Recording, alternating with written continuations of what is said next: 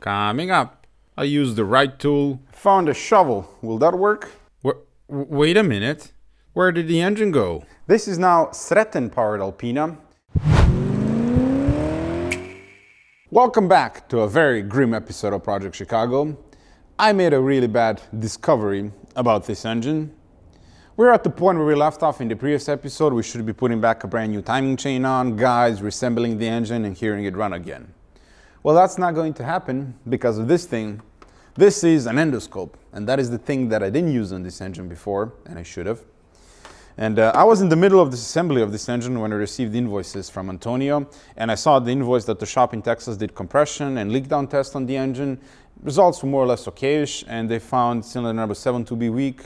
They did some stuff to it, cleaned it, and brought it back within spec. So I was curious to see what was happening there, so I did use endoscope to look inside cylinder number 7, and I could see that it did some cleaning. It looks okay. I didn't see any mechanical damage. I think I also briefly looked at the cylinder number 5, also looked okay, and I continued my merry way. Well, yesterday, right after I finished editing the last video, I came back to the shop, unloaded some of the parts. I had some time to kill, so I decided to look inside all the cylinders with the endoscope. Cylinder number 1, couldn't see anything because it's a TDC. Cylinder 2, good. Cylinder 3, good. Cylinder 4, oh, the horror. I'll put up the pictures right now, but it's bad. It's really bad. I was pretty shocked to see that. I continued looking at the other cylinders, 5, 6, 7, whatever I could see on this side, and they all look okay for the better part. But cylinder 4 is just destroyed.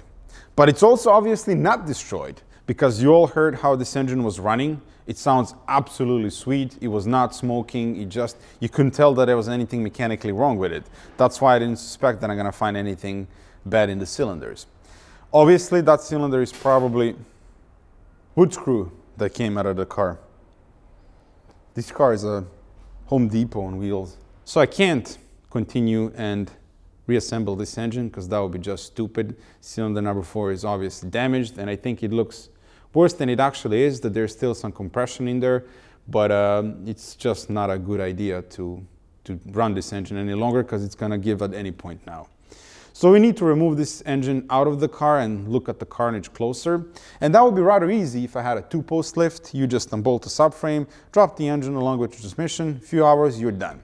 But not on a 4-post lift. This is going to be tricky now, because now I have to put back the upper and lower roll pan, bolt back the subframe, remove this thing, then remove the exhaust, drop the drive shaft, remove the transmission, and then I can pull out the engine this way. However, this is an oversight from my side. I should have looked at all of the cylinders before I started tearing apart the engine. But again, I didn't expect that I'm gonna find something like this. On the bright side, I did catch it eventually. Because imagine if I put back a brand new timing chain, reassemble the engine, and then 100 kilometers later I learned about this. That would be a disaster. I'm not sure if the block is savable. I'm gonna remove the heads. We're gonna look inside the cylinder, see how bad it is. This is alu seal, so it's a bit tricky to repair. It's not like your regular iron cast or whatever. This is aluminum block. This morning I learned from Alpina that this block is 5,000 euro, which isn't horrible for a block compared to Ferrari or Lambo or whatever. But it is still a lot of money, and of course you're not gonna stop there. You might need to replace the pistons, for sure, piston rings, crank, who knows what that looks like. You're gonna refurbish the heads, maybe replace camshaft, eccentric shaft, and we're talking over 10,000 euros just in parts, not including the labor. So we'll see what's going to happen. At this point, I just wanna remove the engine and then take it from there. Let's do it. We're gonna start by removing transmission oil cooler lines. The transmission is coming out anyway, so might as well remove this from the car entirely. I don't think that either exhaust or transmission of this car were ever off. All right. That's the transmission cooler out. I'm not entirely sure if the starter needs to come out, but I'm gonna remove it now anyway, just because I have easy access. That's the heat shield off. Disconnect everything, I did. So now I'm gonna put back the upper roll pan, just because when I remove the engine, I don't wanna damage any of this stuff here. Now I'm gonna put back this engine support arm. I'm going to remove the ground strap. Who knew that the ground strap is torqued to million Newton meters? Oh, perfect. Dropped it. Let's find it. Never. Let's drop more stuff. Excellent. Okay, that's the ground strap removed.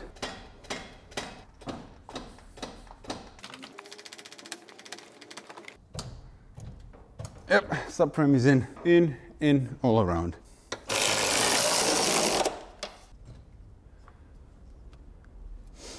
Nice, subframe is back in.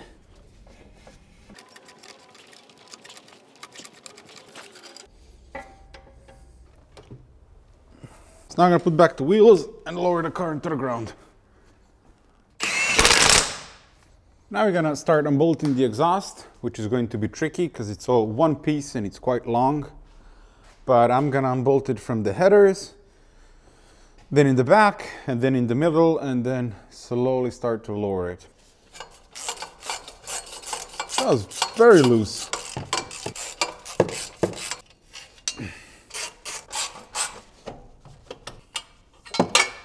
I know you can't see much here, but I'm removing exhaust hanger here. We have 2 exhaust hangers on the back. At least everything is nice and rust-free.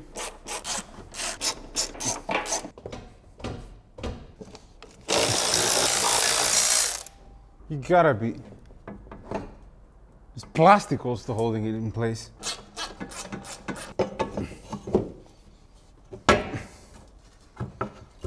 Okay, the plate is out of the car.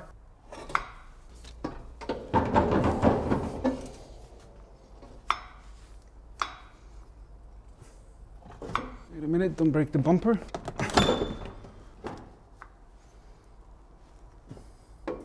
Okay, it's resting on the post.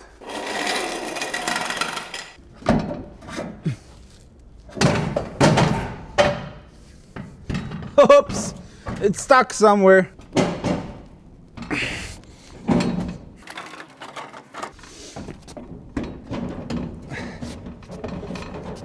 Wow! It seems that this is working! Oh.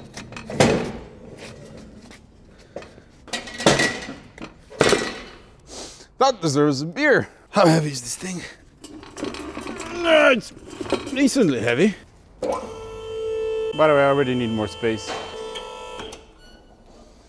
Alright, let's drag it inside like a dead body. I don't want to scratch the tips though, so maybe I grab it here. Wait a minute! Ooh, I can lift it.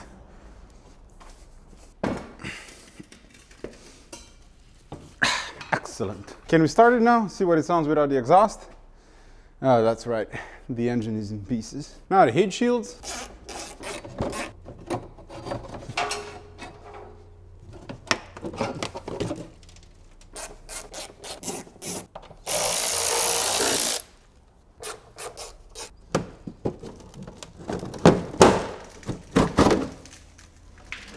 Man, it's brand spanking new in here. Look at that. Oh, the center shaft bearing is good. The flex disc has some light cracks here and there. So let's start with the rear. Draw a line.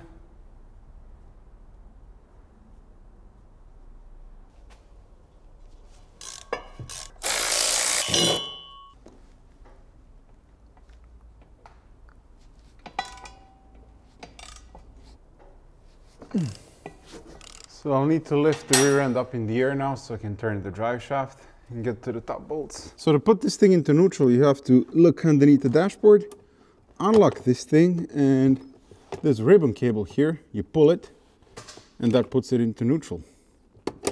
Now we're gonna undo these 2 final bolts.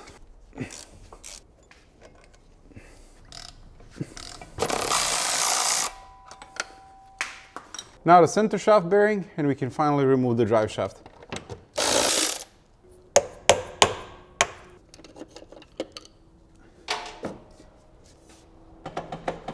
Come on, this is not becoming any lighter.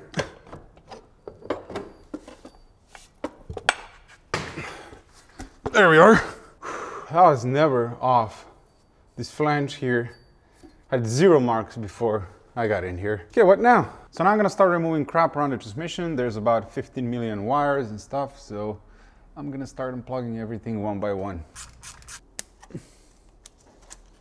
So That can come down. So you just hit me. I cannot separate the transmission from the engine right now, because in order to remove the flywheel torque converter bolts, I need to be able to rotate the crank, and well, the chain is not connected. So if I try to do that, I'm gonna bend some stuff inside the engine. So this thing needs to come out as one, which is brilliant. So I'm gonna remove this here, this cable, these two secondary things on the back, unbolt the AC compressor all the way, remove the cross member on the transmission, and start pulling this out slowly. It's out. Put that there. There it is. Cable is disconnected. Now I'm going to remove these secondary air things on the back so they don't get crushed. As Adele would say, rolling in the deep. Ooh, something pokes. Okay, there's one. Now we're going to disconnect the shifter linkage here.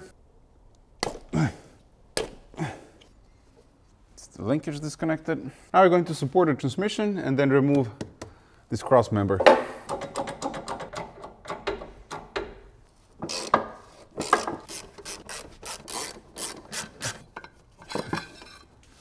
I'm also going to remove this thing here so it's not catching on anything. So I think now we're going to slowly let the transmission lean back, because we have to take all of this out at that angle. Okay, that'll do it for now. So first things first, we need to lift this hood higher than this. Too long. I found a shovel. Will that work? Nope. All right, support that there. Remove the hood struts. Need something to go in here, and then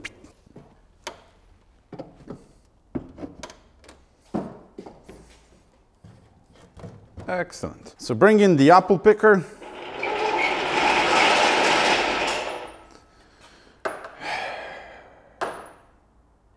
You'd think that bothered me, but it really doesn't, because that bumper is destroyed. Anyway, I'm not sure if this is going to work, because now I need to lift the car up in the air so the legs can go underneath the lift. And then we need to lift all of this high enough so it clears the bumper, and I'm not sure if it's going to do that.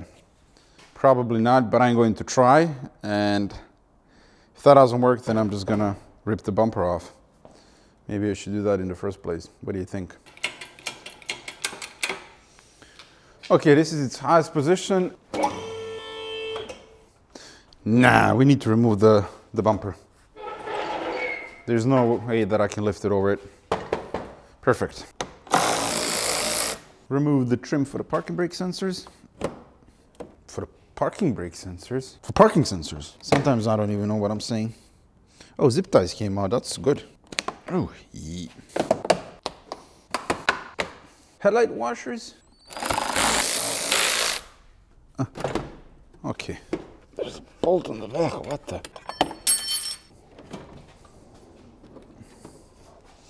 There we are. Okay, that was fairly easy. Now this bad boy.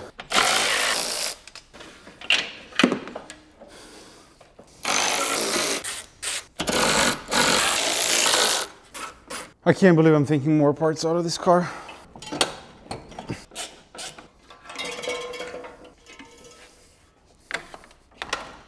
Point of no return.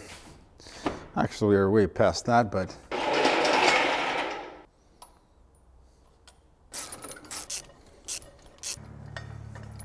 start lifting.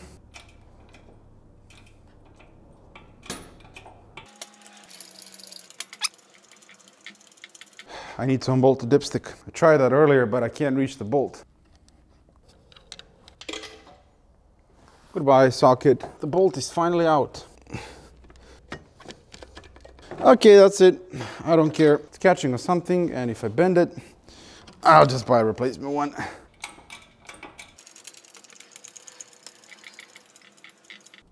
Okay. That was the heat shield.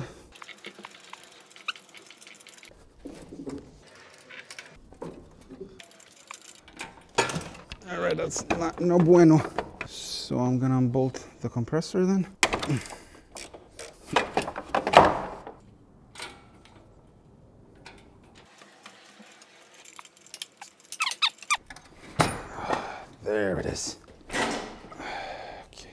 And I can already tell you that this is gonna be near impossible to put back in.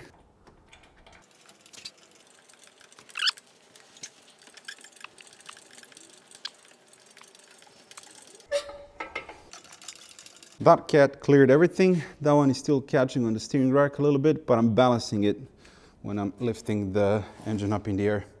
We're close, very close.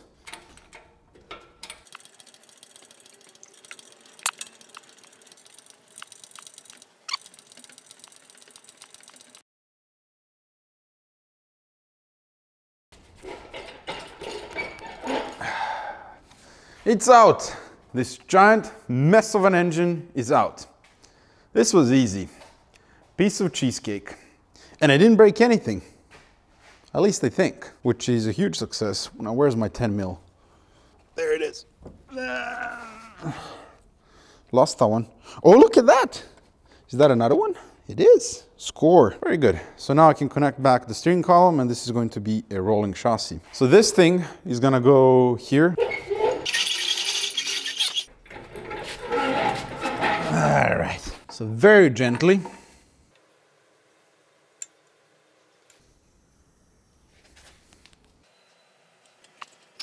And then up front.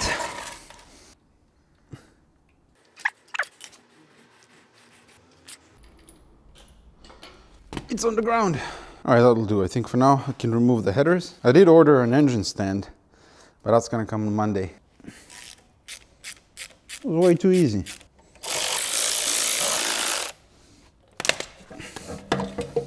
There's one. All right. Just coming out peacefully, you know, with your hands up.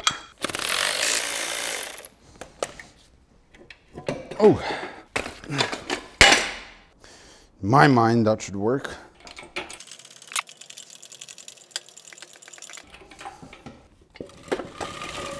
Oh yeah. And a smart cookie. That's beautiful. That's going to work beautifully. Perfect. This is now Sreten powered Alpina. It's much more reliable than that garbage over there, and it runs mainly on beer and blueberry muffins. So that's nice.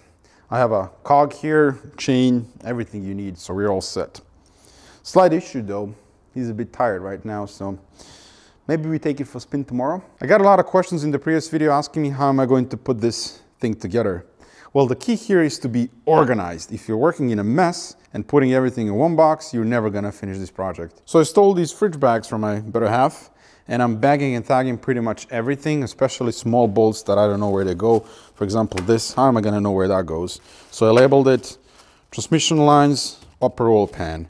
Same for the power steering pump, and there are some bits that you don't need to label, but you just want to keep it nice and clean. That is the key here, and these connectors, it's actually not as scary as it looks because pretty much all of them are perfect length, so you cannot mix anything up. It's going to go exactly to where it needs. For example, Vano solenoids, you have two of them, one next to each other, and that connector one is shorter, so you cannot physically reach the second one, so you can't mix it up. But there are some cases where you have to be careful, but again, you just label where what goes and you're gonna be fine later. And on the shelves, I split pretty much bank 1, bank 2, and for example, timing cover, because all of the bolts are different lengths, so just create template in cardboard, poke it. Same for the upper oil pan. Keep everything with the valve cover, and now I'm gonna clean this up as well. For the supercharger, all of the bolts are there, pulleys and stuff, and then more crap here as well. And then of course, these big parts, for example, the screws for the bumper, just leave it next to the bumper, tape it to the bumper. Same goes with the cats, with the drive shaft, with the exhaust. So you really have to be organized when doing such a huge job. Otherwise, it's gonna be really painful to put it back together. Now we're gonna remove the head on bank 1 and take a closer look at that cylinder. Thankfully, they did design one thing well. You don't need to remove the camshafts in order to remove head bolts. They're all accessible. The only thing we need to remove first is this eccentric shaft sensor. So first things first, let's make sure we can actually reach all of the bolts. Yep, so confirmed. I can reach all of the bolts. So we need to remove this crap here as well. There is a specific way in which we need to remove the head bolts. I'll post a picture on the screen now. That's from the repair manual. So when you're torquing the head, you're going from 1 to 10. When you're removing the head bolts, you're going from 10 to 1. Otherwise, you're risking warping the head or making some damage, so we're gonna follow that.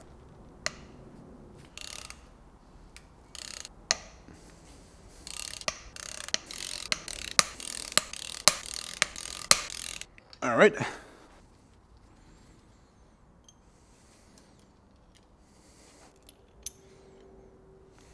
Time to lift.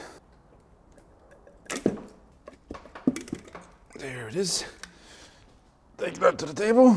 So my heart sank when I saw that on the endoscope. Let's see how bad it is. Oh yeah. It's like violin, definitely scored. There was a small part of me thinking it could be dirt, but no chance. There's one more here. So it's not like crazy deep, but it's not good. Let's see the rest of them. This one has some marks as well on the very top. So that's how that looks like up close. Worryingly enough, there is some stuff happening in cylinder 2 as well. I'm gonna have to put my lamp, but there are some scratches on the very top and my nail is getting caught in them. So that's not good either.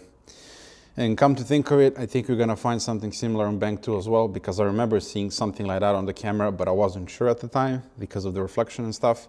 But now that I'm seeing this, it could be possible that we're gonna find scored cylinders on that side as well. Oh man, what did they do to this poor engine? So this is the cylinder number 4, and it looks consistent with other valves as well. So I don't think he was burning oil at all. And if you look at the spark plugs, I mixed them up now, but they all look nice. None of them are heavily fouled with oil. So the engine was not burning oil despite that scored cylinder. So now we're gonna get that head off as well. Can you finally come out?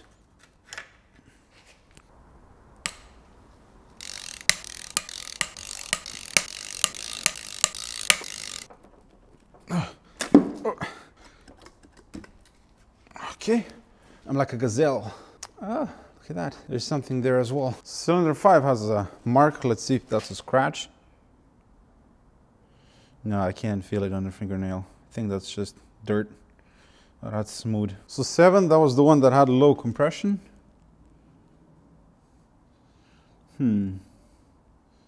There's one that you can ever so slightly feel a little bit. Actually, towards the very top, there are 3 small scratches that are catching underneath my fingernail. This one. Okay, we can actually now rotate the crank and have a proper look at the rest of them. Oh, hello. But have a look at the cylinder number 1, the one that I couldn't see. So let me get it down all the way. Oh man, look at that. Ooh. I think this one, it's about the same as 4, but cylinder 1 is destroyed as well. Yeah. Cylinder 2 has scratches on the very top. I think every cylinder has like a small scratch or something at the very top. And anyway, that's the end of that. So come walk with me. 1, destroyed. 2 has some scoring on the very top. My nail is catching there. 3 is okay, I think. I don't feel anything there. 4 is destroyed. This one, there's a mark there, but I don't feel it under my finger. 6, again, very small mark. 8, maybe something. Yep, something on the top as well. Now we're gonna continue unbolt the transmission and then remove the rod bearings, see what the crank looks like. Because if the crank is damaged and toast, man, that's gonna be one huge bill to get this car back on the road. Does look sad, doesn't it? Only 7 days in my ownership and I've already turned it into a million pieces. Maybe a little bit more, 2 weeks. Anyway, whatever. Good morning. Let's continue fighting with this thing. Now we're gonna unbolt the transmission, and there are 4 bolts on the flex plate. So let's see how we're gonna get to them. That looks like 17. Now we're gonna unbolt the transmission. So now I need to push back the torque converter, if I can even see it. Oh, there we are. Whoa. No, no, no, no, no, no, no. Where do you think you're going? So I need more stuff in front. Like that. What operation this is. But we have it unbolted. let's roll you back a little bit. Perfect. Now we're going to remove the flywheel, and there's a special tool to lock it. You install it here and it holds the flywheel in place. I don't have that tool, so I lock the crank at the front, and I'm going to try and loosen all these bolts.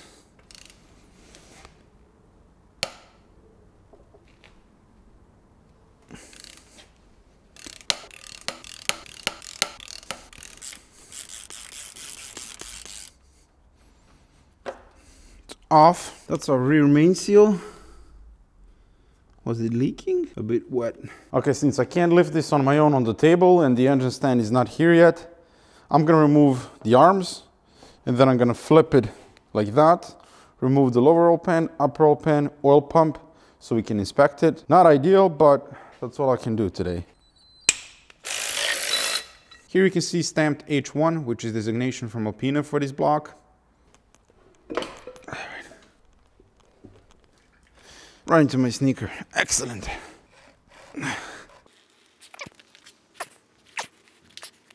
That's it. All right.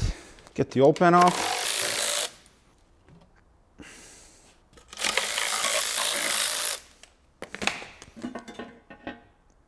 Now we can remove this monster of an oil pump. I think it has 6 bolts.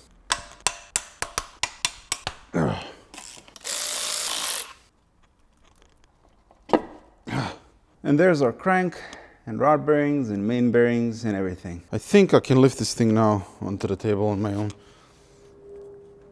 Yes. All right, let's see how strong I am.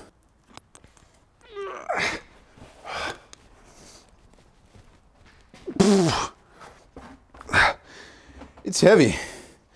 It's really heavy.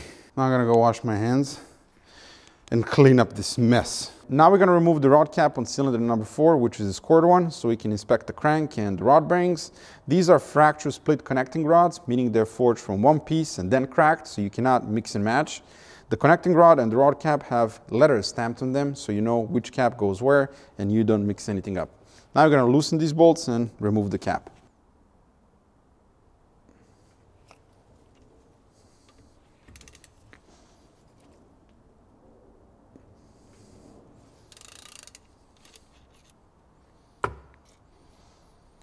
Carefully remove the cap.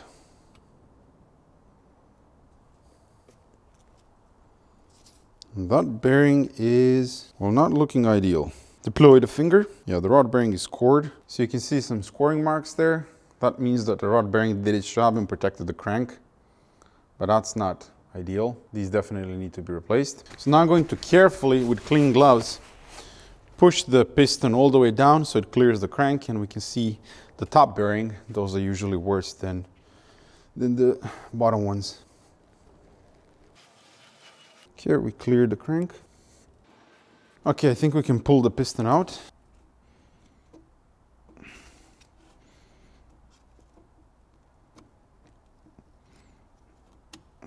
Here it is.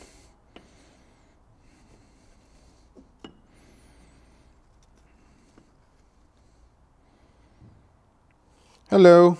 The upper one looks a bit worse, or about the same as the bottom one. Definitely has some wear on it. The piston skirt also has some wear on it, but I don't see that the rings are broken or anything like that. They all look okay. I think the crank seems okay, but ever so slightly I can feel something. So I think at the minimum it's gonna need a polish. Anyway, we're gonna put the block on the side for now, and we're gonna focus on the oil pump, take it apart, see what it looks like and if it's reusable. I don't even know how you do that, but let's find out together. Made in Italy. It's not German-made pump.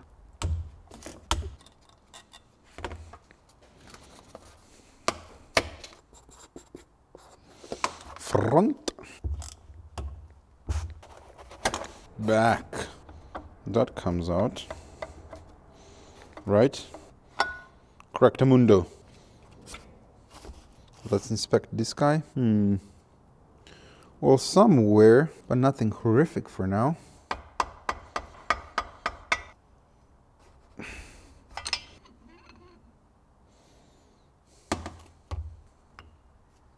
So these parts here don't look too bad. There's definitely some pitting, marring, and scratches from all of the stuff that was floating in the engine. Now I'm gonna try and remove this thing here. I think there's a valve or something. That's a check valve or whatever. Oh yeah! Ooh!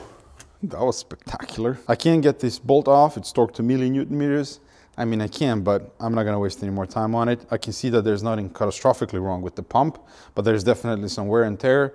And if you're gonna do a full engine rebuild, then we're gonna go for a brand new pump as well. I think I'm gonna stop here for now. I disassembled pretty much everything I needed to disassemble at this point.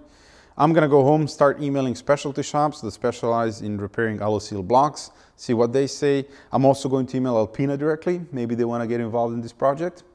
Probably not. I really don't have enough expertise to tell you what happened here, what we're going to do. So I'm curious to see what the expert is going to say, especially what caused the scoring in the first place. Was it not enough lubrication, bad fuel? I don't know. And then we'll see from there. At this point, I really want to fix this thing, so I'm not giving up yet, but I'll come back to you with an update in a bit. I'm back. I've talked to a few people and got some estimates and recommendations how to fix the block, but we're going to talk about that in a minute. Right now, we're going to strip it fully. We need to inspect all of the pistons and the crank. That's the big one. A brand new crank, it's 4,000 euro, so really cheap. And this here is an engine stand that we're going to assemble and then put the block on it. And this here is a blue hoodie from my stained collection. Wore it only once and then it got ruined when I was doing the rod bearings on the E60 M5. You can't buy this, it's custom made. You need a leaky BMW and you need to be underneath it. That's how you achieve that. It's blue as well. I like blue. Don't need that. Nope. Look at the sheer amount of bolts here. Ooh, it's even longer. Okay, so this one goes, yeah.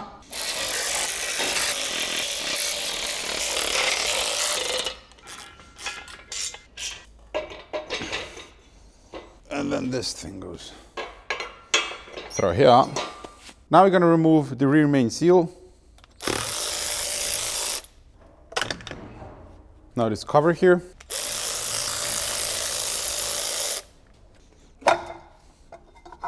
Passage for the coolant.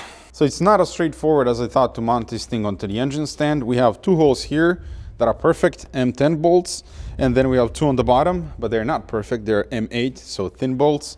And then we have holes here and here, here and here. But this here is not ideal because this is somewhat thin and could be risky. So I had my landlord make me these reinforcement plates. We're gonna put it here, bolt one here, and then bolt the arm here. And that should be good and firm enough to keep it on the engine stand, and it's gonna act as a reinforcement. I had to go to the software store and get the bolts. I think perfect. One thing we can remove immediately before we start manhandling the block are the piston squirters. These things here, they squirt oil into the cylinders.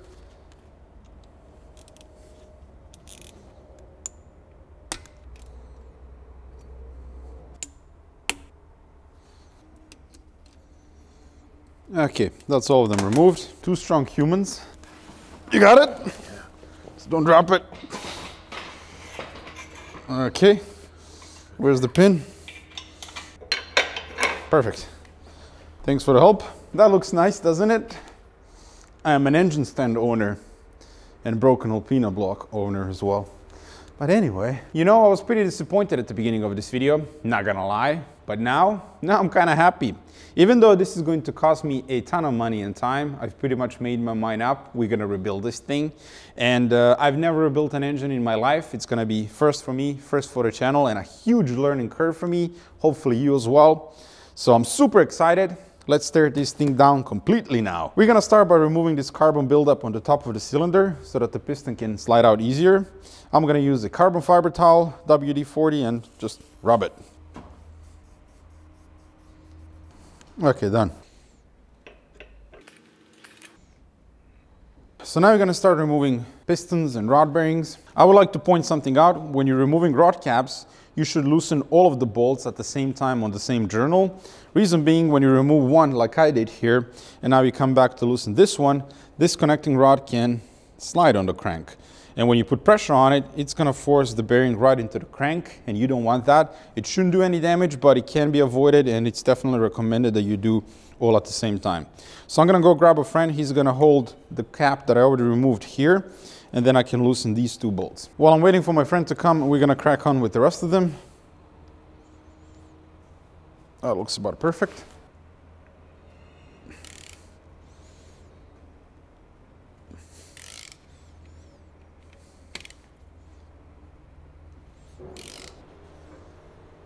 Carefully remove the cap. This one is even worse. Is that a scar? Yep. You can feel it under your fingernail. Hopefully this can be polished, but the crank is here ever so slightly scored. So now with clean hands, we want to push the piston down. Make sure it clears the crank. That one is out and the bearing looks very scored as well. So the caps, we're gonna keep them bolted to the connecting rod. That's the best way to protect them, because this jagged edge, you don't want to damage that. If you drop it or do anything like that, you can throw away this completely. And I'm also labeling all of the pistons from which cylinders they're coming out, but I can see that there's also a stamp here that says 4 and this one 3 as well. But just for the sake of it, I'm gonna label all of them. I can feel some light scratches on cylinder number 5. All right, the last rod cap. So come from this side and just hold it like this so it doesn't fall out. Ah, perfect. Oh. Okay, perfect. Because I can't drop this, see? It's cracked from the factory. We removed all of the pistons and the crank. It should be smooth as glass, but it's not. It has some light marring or scratches. This one here, for example, you can really feel it under your fingernail.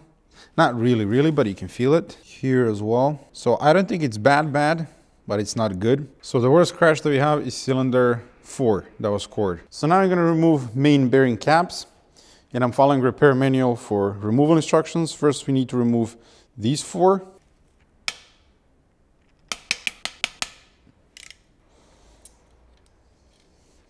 Now we need to remove the spacer bolts that are inside these holes.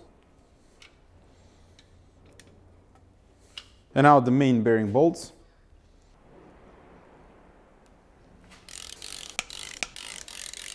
All right, so it's also very important to keep orientation of these caps. So 1, 2, 3, 4, 5. I think 3 of them have the same numbers, and then these 2 have different ones. But again, we're gonna mark all of them and keep the orientation. There you go, first cap coming out. But the main bearings are worn as well. The top coating is gone.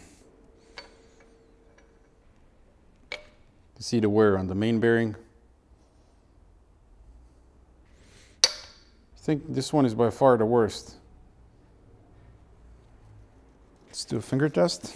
Oh yeah. Nice scratch there. So you can actually see and feel scratches in this journal. I just remember when I did the rod bearings on these 60M5, that crank was mint. There was like nothing in it. It was like a mirror. There it is. And that's it. Now the crank can come out. So now I'm gonna lift up the crank and put it on the table.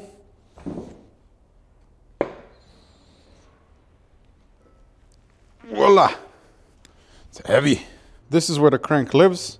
These are the main bearings, and they definitely have some wear, which is normal for this mileage, but this also tells us, like scratches like this, that there was foreign material in oil, which we kind of knew. I mean, we found a nail in the oil pan, so not surprising to see that. So far, I'm not seeing anything catastrophically wrong. There are some scratches and markings in the crank. I mean, you can even see it, and hopefully that can be polished out. I'm not sure, because I have to take this crank to a specialist. They're going to look it over and tell me if it's reusable, but I think it should be. Pistons, the main caps, heads, bolts, everything just splashed around. Let's remove the stupid coolant pipe as well. We're not reusing this pipe.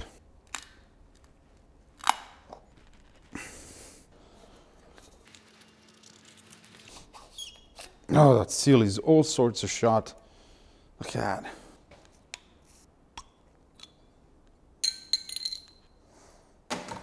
Expensive cap holder. Cheers, by the way. And there you have it, folks. Alpina H1 engine completely disassembled, down to bare block.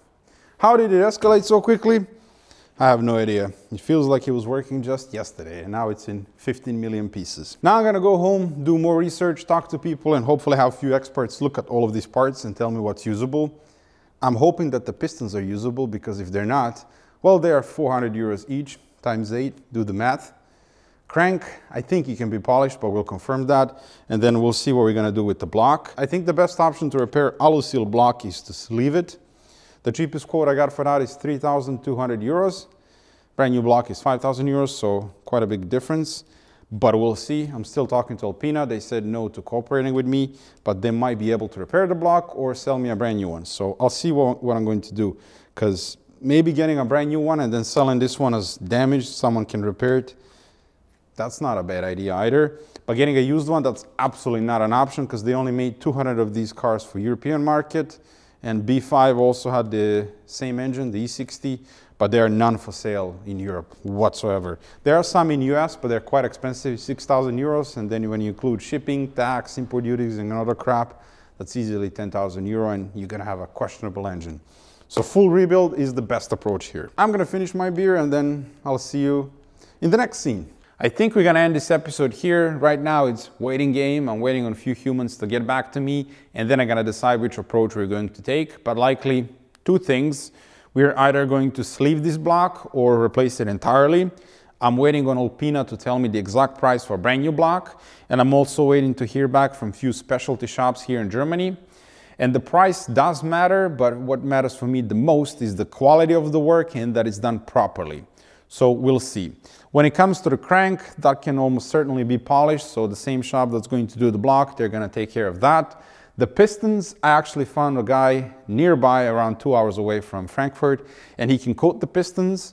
But before he can do that, we need to know what's going to happen with the block, the exact bore size, and so on. So we cannot proceed with that until the block is sorted. The heads, I'm gonna have them resurfaced, and then I think the rest we can take care of ourselves. Lap the valves, clean the carbon, remove the camshafts, inspect the eccentric shaft, and if anything needs replacing, then it needs to be replaced. That can also be quite expensive. One eccentric shaft is 800 euros. There's two of them. The Vanus units that I'm also not sure about. Maybe it's time to refresh them, but again, they're 400, 500 euros each, and there's 4 of them. I'm not sure when the next episode is going to come. Obviously, all of this is going to take a very long time to have it ready to be reassembled, but I am going to keep you updated on Instagram, on YouTube community page, and especially what I've decided to do with the block.